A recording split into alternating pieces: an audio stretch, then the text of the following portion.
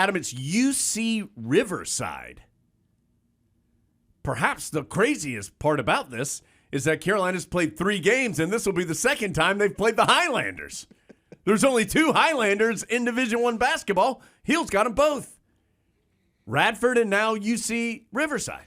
I think when Clint Gwaltney and Hubert Davis sat down to make the schedule, Clint said, "You got any requests from this year?" And Coach Davis said, "I'd really like to play the Highlanders." And Clint said, "Make that happen twice." Rough Riders. And Coach Davis said, "I want all the Highlanders, bring them all in here to Chapel Hill so we can truly test our mettle against all the best of the Highlanders."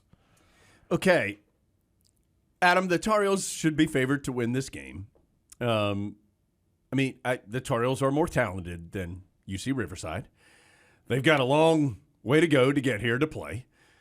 They've played 3 games. They won their first, and they've lost their second and third games, including losing to Utah by almost 30 points.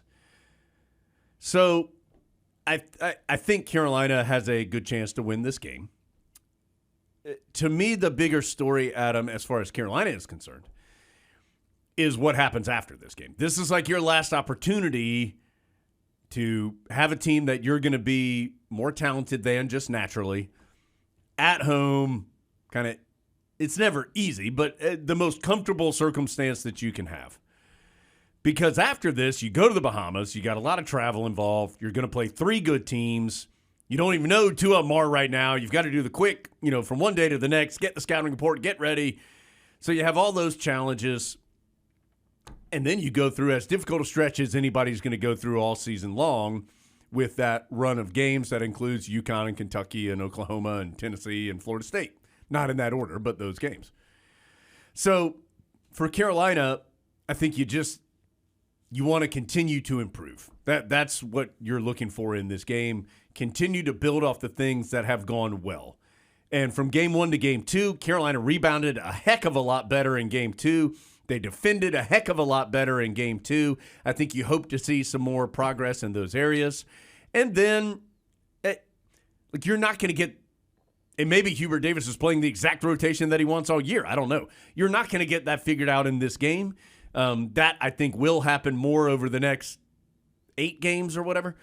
But continue to see when those guys are out there, what their roles are, how they contribute. You know what Armando Bacot, you know R.J. Davis.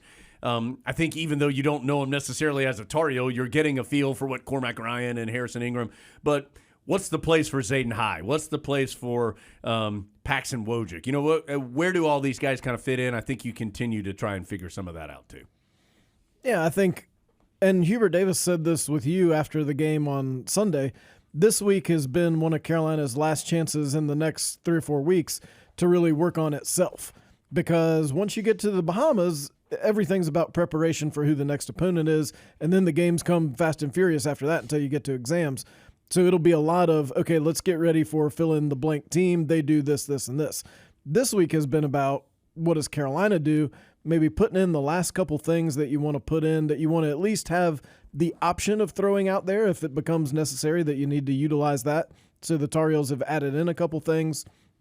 Rotation-wise, I think you'll see a little more of the team you'll see in the Bahamas tonight against UC Riverside as Hubert Davis tries to figure out exactly what group that is and what quantities. I think you'll see that more tonight than maybe what you saw in the first 2 games. So that's something to keep an eye on at the Smith Center. Just a couple of notes on UC Riverside. Barrington Hargress, their leading scorer and assist man, and he hasn't started a game. They've really struggled to shoot. They're shooting. Uh-oh. Yeah. So they've been keeping them in their satchel to pull out here in the Smith Center. I mean, they've shot 33% from the field and 29% from 3 in the first 2 games. So they got some makes in there. But Barrington Hargress is the one guy who has shot it well. He has shot 50% from the floor, including 7 of 14 from three-point range in 3 games. So he has shot well. Opponents are shooting 47% from the floor. They've been out-rebounded. One thing they do really well, they're only averaging 6 turnovers a game, and they're forcing almost 14.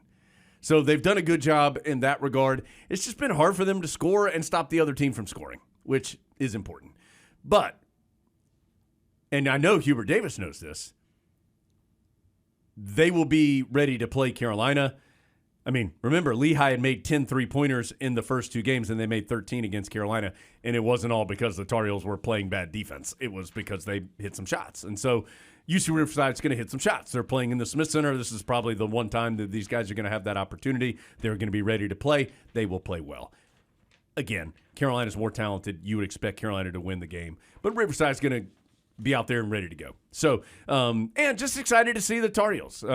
Ready to see them. It's been fun to watch them play the first couple games. And so interested to see how they look here after a week-long session with Coach Davis and the staff. There's only a couple more chances to see the Tar Heels at the Smith Center between now and Christmas after tonight. So you'll want to take advantage of that. And Hubert Davis referenced exactly what Jones just talked about at practice on Wednesday. Carolina defensively perhaps maybe not closing out quite as tightly as he would have liked during a drill. And he said, look, I don't care what Riverside's shooting stats are. Well, he said when Radford came in there, they were cold and they got hot. I mean, it was the first game. They had been cold in practice. Yeah. He had scouted them in drills. And then he said, and Lehigh had been cold shooting, which, as Jones just said, and they came in here and they got hot because everybody gets jacked up to play in the Smith Center. It's a really big deal. And I think that's right, and it'll be a big deal for Riverside. Before we get to football, and again, that game's at 8 o'clock tonight. We'll be on the air at 7 p.m. Tyler Zeller going to be the analyst. Just talked to Z on Thursday about – he and I chatted on the phone for about half an hour. Well, not quite that, 20 minutes, about the game, and it's his first ever game. He's nervous. I told him, I was like, dude, by the third game, you're going to realize that we're just stealing money from people because it's so easy. I was like, just talk basketball because that's what Z knows, and he's awesome. So looking forward to that. I think both the Kangaroo Kid, Pete Chilcutt, and that's a long time joke, and Marcus Ginyard both done a terrific job. Looking forward to working with Z. And then Joel Berry is, I may have said this already, is not joining us until January, but still looking forward to working with Joel, too, in a couple of weeks. So that'll all be fun. Everybody's doing a great job.